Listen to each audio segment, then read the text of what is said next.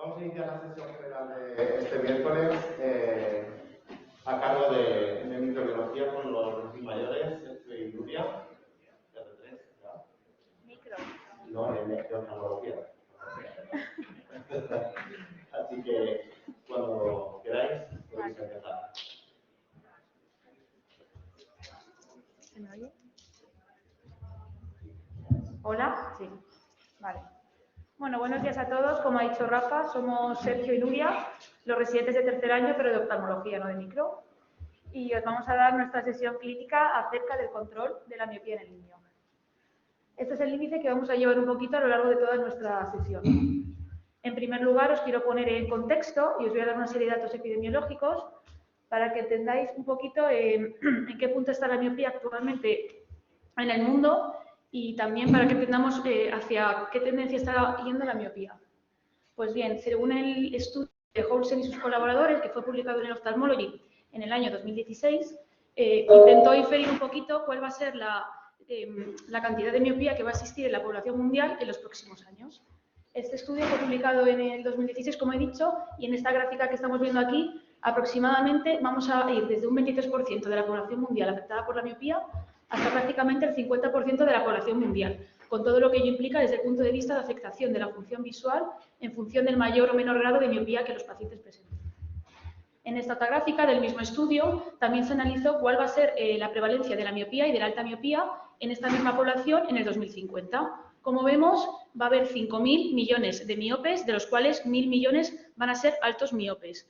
Esto con un alto riesgo que van a tener estos últimos pacientes de desarrollar una discapacidad visual. En esta otra gráfica podemos ver cómo va a haber un aumento progresivo de la prevalencia de miopía según los diferentes segmentos de edad hasta alcanzar aproximadamente los 20-24 años. A partir de ahí la prevalencia va a permanecer estable. ¿Por qué ocurre este aumento de la prevalencia progresivo en estos segmentos de edad? Sobre todo es porque estos pacientes cada vez pasan menos tiempo al aire libre y también porque cada vez utilizan más las pantallas, los portátiles, los móviles, etc. Bueno, como todos sabemos, las causas que producen una pérdida de la capacidad visual son múltiples, pero como podemos ver en esta tabla, una de las causas más importantes sería el defecto refractivo no corregido, además de otras patologías como son la catarata, la degeneración macular, el glaucoma, la retinopatía diabética, etc. Además de las propias patologías que progresivamente van a ir aumentando debido al aumento de la prevalencia de la miopía y alta miopía, como os he estado diciendo. Todo esto va a producir un problema económico en esta población porque ya que esta parte de la población en el futuro va a dejar de ser productiva y va a requerir unos servicios de asistencia social. Por lo tanto, es muy importante prevenir la miopía en los niños y en el caso de que ya sean miopes, prevenir que evolucione a más para evitar en el futuro este problema tanto económico como de salud social. Bueno, a la pandemia que os estoy contando actualmente de la miopía hay que añadir de forma puntual, esperemos, la pandemia que se está produciendo actualmente por el COVID-19, que también está produciendo un incremento potencial de la incidencia de la miopía, por las causas que os he comentado antes, por la disminución del tiempo en exteriores y por el aumento del tiempo dedicado a la observación de pantallas, ya sea por temas laborales, por temas educativos o por temas de ocio. Bueno, poniéndonos un poquito más en nuestro contexto en el que desarrollamos nuestra asistencia sanitaria, este estudio realizado en España, tomando una muestra de pacientes en edades entre los 17 y los 27 años, se vio que también existe aquí una alta prevalencia de miopía. Este otro estudio, que también se ha realizado en España, intentó analizar la evolución de la miopía en el transcurso de 5 años. Y por lo que se puede apreciar en las gráficas, todos estos pacientes, se tomó una muestra que era exactamente de unos 4.200 pacientes nacidos entre el 2000 y el 2005, todos ellos se fueron miopizando a lo largo de estos 5 años. La gráfica de arriba está dedicada al ojo derecho. Vemos que el promedio de dioptrías en el año 2012 era de menos 1,98 y en el año 2017 de menos 2,85, es decir, hasta una dioptría más en 5 años. La gráfica de abajo se refiere al ojo izquierdo y ocurre lo mismo.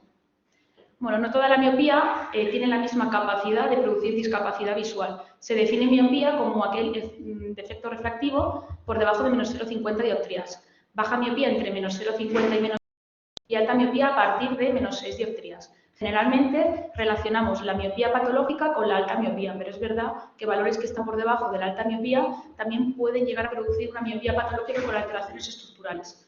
porque es importante tener en cuenta que miopía patológica son alteraciones estructurales en el polo posterior y eso potencialmente puede producir una disminución de la función visual con un potencial riesgo de discapacidad visual. Y es que la discapacidad visual a nivel de la miopía se produce, entre otras causas, por la aparición de estafiloma posterior, de corioretinopatía miópica, degeneración macular miópica, etc. Bien, en este gráfico de un estudio podemos apreciar como una de las alteraciones estructurales propias de la alta miopía, que sería la retinopatía miópica, es más frecuente conforme más dioptrías tienen los pacientes, especialmente a partir de -4 dioptrías. Este otro estudio es muy interesante también y analiza, bueno, más bien compara la población caucásica con la población asiática, viendo la prevalencia de la alta miopía en las diferentes poblaciones. Y se ve como los asiáticos, simplemente por ser asiáticos, tienen más riesgo de esta alta miopía y por supuesto, de discapacidad visual y de ceguera. Este otro estudio también analiza un poquito lo mismo. Vemos que conforme aumentan las dioptrías hay más riesgo de maculopatía miópica y de desprendimiento de retina. Pues bien, hoy en día sabemos que las causas de la miopía son multifactoriales.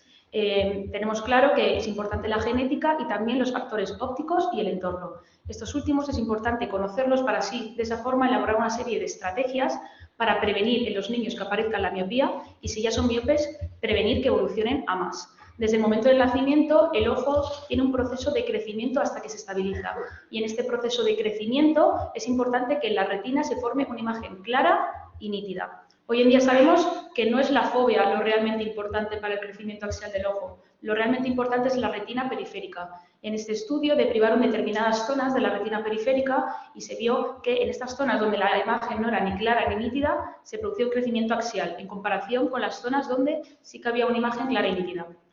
Y esto se explica por el desenfoque hipermetrópico periférico, que no es más que un ojo miope con una lente adecuada que esté corrigiendo su defecto refractivo, hace que la imagen se forme de forma óptima en la fóvea. Sin embargo, en la retina periférica se produce el desenfoque hipermetrópico periférico, que esto quiere decir que la imagen se forma detrás de la retina. Por lo tanto, esa retina periférica, por así decirlo, se activa y induce ese crecimiento axial para que se vuelva a enfocar de nuevo la imagen de forma óptima. Este desenfoque hipermetrópico periférico se produce sobre todo en los miopes compensados y prácticamente es nulo en los emétropes y en los hipermétropes. Otra de las causas que también producen ese crecimiento axial del ojo sería el trabajo intenso de cerca, debido a las fuerzas de las musculaturas extraoculares y a la contracción del músculo ciliar. Este otro trabajo también habla acerca del retraso acomodativo, que no es más que ese desenfoque de la imagen detrás de la retina cuando hacemos un trabajo intenso de cerca, que también estimularía el crecimiento axial. Bueno, estos son otros trabajos en los que respaldan el factor protector de que los niños salgan más a la calle, porque es ahí donde habría menos desenfoques hipermetrópicos periféricos. Porque en los sitios internos, como sería esta imagen, ahí hay muchos estímulos con diferentes longitudes de onda y eso sí que hace que todo se proyecte detrás de la retina y se estimule que crezca el ojo cada vez más de forma axial. Pues bien, es muy importante detectar qué niños pueden llegar a desarrollar miopía, ya que podemos tener en la consulta un niño que es prácticamente emétrope, está cerca de la miopía, pero no está catalogado como miope, porque serían ellos donde tenemos que actuar, ya que dependiendo de la edad que tenga el niño y de la refracción que tenga en ese momento, y también teniendo en cuenta antecedentes como por ejemplo parenterales y ambientales, pues hay que hacer como una especie de fórmula mental y saber si puede llegar a ser miope o no. En esta tabla tenemos los factores potenciales para el desarrollo de la miopía que hasta hoy en día sabemos. Como os he comentado, los antecedentes parenterales. Tener un padre y una madre miope daría más riesgo al niño a que llegue a ser miope también. Que el paciente a la edad de 4 o 5 años tenga una hipermetropía de hasta más 0,75 menos también sería un riesgo. Y como os he estado comentando todo este tiempo, el tiempo al aire libre. Es un poquito el factor más discutido, pero también es muy importante tenerlo en cuenta. En esta tabla aparece la progresión anual de la miopía tanto en pacientes asiáticos como en pacientes caucásicos. Vemos que en los pacientes asiáticos la progresión es mayor. Y a la derecha aparece una tabla de color rojo que es bastante interesante, ya que nos dice que en los primeros 10 años de vida el niño tiende más a progresar su miopía de forma anual y a partir de los 10 años esta tendencia a progresar es más lenta. Por lo tanto, también con este otro dato también podemos calcular hasta qué miopía va a llegar nuestro paciente sabiendo su edad y su estado refractivo. Por lo tanto, todos estos son los factores de riesgo que tenemos que tener en cuenta para saber qué niños son candidatos para el programa de control de la miopía. Como os he dicho, lo más importante de todo es la edad y el estado refractivo. Existen una serie de tablas donde aparece la refracción ideal de cada niño a cada edad. Entonces, comparando la refracción que tenemos de nuestro niño de la consulta con su refracción ideal o estimada a su edad, podemos saber si está en más o en menos riesgo. Los padres miopes, el origen étnico asiático, como os he comentado en un estudio previo, y luego también una serie de trastornos de la visión binocular que parece ser que están alterados en los pacientes premiopes, pero todo ello está en estudio. Y por último, el entorno visual. Es importante a los niños recomendarles que pasen tiempo fuera, ya que se ha visto que miopes o pacientes que no son miopes, que pasan menos tiempo fuera, evolucionan más a la miopía. Luego, además, hay que recomendar a los niños siempre que cuando lean o cuando estén trabajando con el estudio de cerca sea unos 40 centímetros y, por supuesto, intentar restringir las actividades de cerca meramente a lo más importante, que sería lo formativo, intentar reducir tanto iPads como juegos, etc.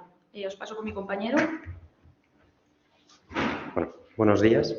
Te voy a continuar un poquito con los elementos que también influyen y cómo aplicarlos en función de cada caso. Como ha dicho mi compañera, el tiempo que pasa el niño al aire libre es un factor protector frente a la miopía y por ello debemos incentivar, porque implica un control sin llegar a utilizar ningún otro tipo de método farmacológico, óptico, etc. El tiempo de exposición al aire libre ha sido estudiado en varias ocasiones. Aquí os presento varios artículos que promueven que el niño pase más tiempo al aire libre, con descansos entre sus periodos de estudio, y por ello nos debe hacer tener un papel activo en la prevención de la miopía también a nivel del sistema educativo. Por otro lado, conocemos la importancia que tiene el espectro luminoso en cuanto a la longitud de onda que llega al globo ocular y la que se absorbe a través de los fotorreceptores. La exposición al luz ultravioleta se ha visto que da lugar a una menor progresión de la miopía al frenar el crecimiento axial del globo ocular. En esta diapositiva se muestra el efecto que tiene la presencia de un filtro de luz ultravioleta tanto en las lentes de contacto como en las gafas, dando lugar a un mayor crecimiento del globo ocular y así a la progresión de la miopía. Por esto, dado que la luz ultravioleta ejerce un papel protector sobre la evolución de la miopía, algunos oftalmólogos desaconsejan el uso de gafas de sol en niños pequeños, siendo mejor que usen una gorra simplemente si tienen fotofobia. Respecto al manejo y tratamiento, comenzamos con los métodos ópticos. Entre ellos, la clásica estrategia de hipocorrección de un miope, permitiendo que llegue a una agudeza visual del 100% con la menor graduación posible, se ha visto que no tiene ningún efecto en frenar la progresión de la miopía, simplemente tiene un efecto a nivel de corrección refractiva. Si hablamos de tratamiento óptico con gafas, contamos con las lentes MioSmart, con múltiples segmentos de desenfoque miópico periférico de más 3,5 dioptrías y un diámetro de 33 centímetros alrededor de una zona del eje visual central sin estos elementos. Este tipo de lentes actúan mejorando el enfoque sobre el área periférica de la retina responsable del crecimiento del ojo, ayudando en el control de la miopía y frenando su progresión. Por otro lado, las lentes progresivas, que presentan una adición de cerca, también evitan la evolución de la miopía, controlando parcialmente ese desenfoque hipermetrópico periférico que hemos comentado previamente. Como vemos en la imagen, el área de adición en la parte inferior de la lente combate ese desenfoque en la hemirretina superior. De esta manera, utilizaremos este mismo principio usando una lente óptica que presente este desenfoque corregido a lo largo de los 360 grados, permitiendo controlar en parte la evolución de la miopía. Por último, la unión de este desenfoque hipermetrópico corregido en parte por una lente bifocal con adición de un prisma de 3 dioptrías de base interna en ambos ojos ayuda de forma más eficaz al control de esta miopía. Este tipo de cristales ejecutivos permiten tener por encima del eje una visión para lejos y por debajo de ese una visión para que el niño trabaje de cerca. Las lentes oftálmicas que podemos utilizar desde hace unos meses en España incluyen unos cristales llamados MioSmart, como hemos comentado, basados en el sistema DIMS de microislotes, que respetando el centro van a originar esa percepción de imágenes miópicas borrosas en la periferia de la retina, induciendo un menor aumento del crecimiento axial del ojo. Llegan hasta las 10 dioptrías de miopía y hasta las 4 de astigmatismo. En un futuro, estos meses, se comenta que va a salir unos cristales llamados Exceles de la casa de Essilor que van a conseguir un efecto parecido a través de una serie de anillos concéntricos asféricos. Respecto a las lentes de contacto, cabe destacar que el uso de lentes de contacto blandas estándar, las que podemos usar cualquiera de nosotros, no tiene ningún efecto más allá de la corrección del defecto miópico y no tiene ningún efecto sobre la progresión de la miopía. Sin embargo, las lentes de contacto blandas bifocales o multifocales sí controlan esta progresión gracias al mismo principio de desenfoque que hemos comentado antes. Respecto a las gafas, suelen tener una mayor eficacia. Aquí los estudios que mostramos aquí sobre el ensayo de lentes de contacto bifocales y multifocales aportan diversas posibilidades, así como porcentajes de control de la miopía. La mayoría de ellas presentan adiciones de unas 2 dioptrías que van a producir ese desenfoque, pero en algunos casos podemos andar entre las 8 y 20 dioptrías. Podemos ver que en aquellos casos en los que la adición es solo de 0,5, los resultados son incluso negativos, con un menos 0,35% en el control de la evolución. Por eso, normalmente la adición suele estar entre los 2 dioptrías y media, con unos resultados bastante variables que oscilan entre el 25, incluso hasta el 80% en algunos estudios. Es importante conocer que a mayor control del desenfoque hipermetrópico vamos a conseguir con mayor adición de graduación en estas lentes bifocales, vamos a conseguir un mayor efecto. En la primera imagen podemos ver cómo la progresión de la miopía se ralentiza cuando añadimos graduaciones positivas más altas, que corresponden a los cajones más oscuros, en comparación con el uso de lentes monofocales, que está representado por los cajones blancos más claros. En la segunda imagen vemos que el crecimiento del ojo se ralentiza de la misma manera. Respecto a las lentes de contacto rígidas permeables al gas, estas no han demostrado ningún tipo de control sobre la progresión de esta miopía. Por otro lado, las lentes de contacto de uso nocturno, como son las Ortho-K, actúan modificando el segmento anterior del ojo de forma que compense esa miopía y sí poseen un efecto sobre la progresión de esta. Su mecanismo de acción se basa en que la cara interna de esta lente tiene una geometría invertida que comprime el ápex de la córnea y hace que las células epiteliales se desplacen generando un rodete o donut que van a hacer que esa zona ecuatorial adquiera ese desenfoque hipermetrópico que estamos buscando. Estas lentes de Ortho-K necesitan de cierta personalización en cuanto a la zona óptica central y a las zonas de hipercorrección periféricas, que deberán estar en función de factores como la cámara anterior del paciente, el tamaño de la pupila, etc. En resumen, entre las lentes de contacto tenemos unas que utilizamos durante el día, al menos unas 8 o 10 horas, y otras durante la noche, al menos 6 o 8 horas. Entre las de uso diurno podemos encontrar aquellas con anillos concéntricos de doble foco. Las más conocidas son las de uso diario y desechables, como las MySight, que están ahí arriba indicadas, que llegan hasta las 6 dioptrías de miopía, o las de uso y reemplazo trimestral de la marca Esencia, que llegan hasta las 20 dioptrías.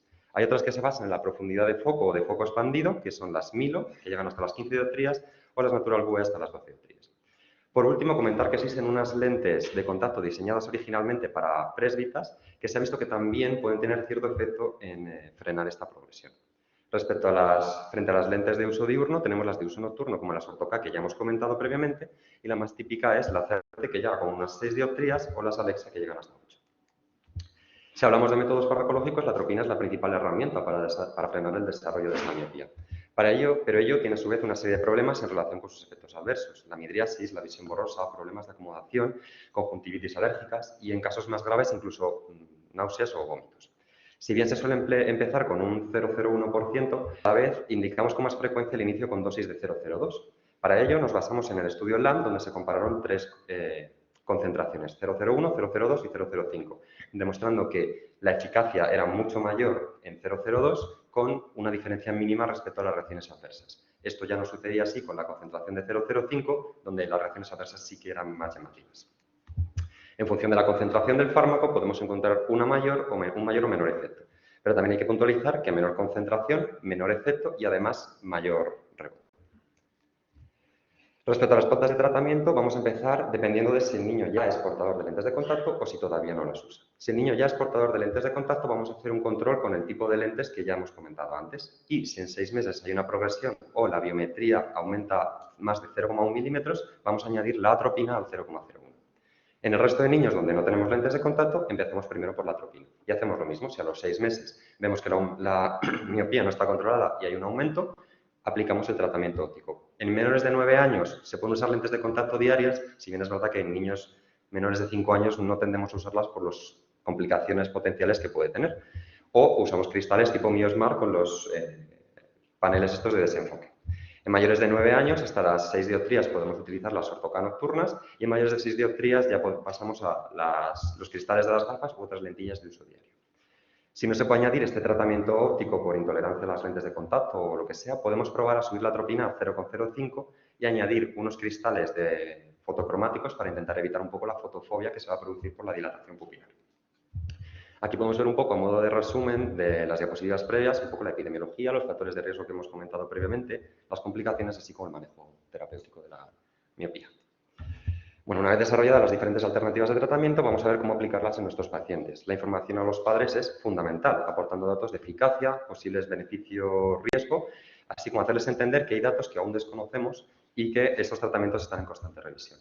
Es importantísimo la actualización del consentimiento informado, por lo que debemos tener uno adaptado para cada una de las situaciones que vamos a plantear en estos pacientes, fundamentalmente porque además son niños. En función del riesgo de cada estrategia, realizaremos un seguimiento más o menos exhaustivo con mayor o menor número de visitas. Por ejemplo, las lentes de contacto tienen un mayor riesgo potencial de producir complicaciones, con lo cual el seguimiento será más estrecho que en el caso de las gafas o del tratamiento farmacológico. La evaluación de los resultados es clave para saber si mi estrategia está funcionando o si voy a tener que plantear un cambio de estrategia. Para ello debemos realizar un examen oftalmológico completo, averiguar si el paciente está cumpliendo la pauta tanto en forma como en tiempo, hacer una refracción bajo ciclopegia y, en la medida de lo posible, intentar tener una biometría para conocer si la longitud axial del ojo se ha modificado. También es el momento en este tipo de consultas para atender a las posibles complicaciones que hayan podido surgir del tratamiento que hemos aplicado. Cada uno de los métodos tiene unos mecanismos de acción diferentes y por ello nos permite también llegar a combinarlos en caso de que uno se nos haya quedado corto. Podemos plantearnos finalizar el tratamiento en estos pacientes tras 2 años con una miopía estable o si bien llegamos a una edad en la que consideramos que el riesgo de evolución de la miopía es mínimo. Aquí, en este momento, plantearemos las visitas un poquito más espaciadas ya sin el tratamiento. Y como conclusiones, para terminar, la miopía es un importante problema de salud visual en el momento actual y se espera que haya un incremento en el futuro. Su desarrollo más importante se produce en la infancia y es por eso que tenemos que estar atentos en estas etapas de la vida. La concienciación del mismo entre profesionales de la salud, el sistema educativo, así como los padres, es fundamental. Utilizar los métodos actuales conocidos y contrastados ayudará a reducir una futura discapacidad visual. Actualmente hay varias opciones para tratar la miopía clasificadas según su capacidad de corregir y frenar la progresión de la miopía durante la infancia. Es fundamental seguir las actualizaciones que vayan surgiendo para aplicar la mejor evidencia científica en beneficio de nuestros pacientes. Y respecto, un poquito a modo de resumen de los posibles tratamientos que tenemos soluciones que corrigen la miopía pero no controlan la progresión, como son las lentes de contacto monofocales, las lentes de contacto blandas y la cirugía refractiva. Soluciones que controlan la progresión pero no la corrigen, como es simplemente el tiempo al aire libre o los colirios de atropina, y soluciones que además de corregirnos la miopía van a frenarnos la progresión, como son las lentes oftálmicas con adición a la visión cercana, lentes de contacto multifocales o la ortokeratología. Gracias.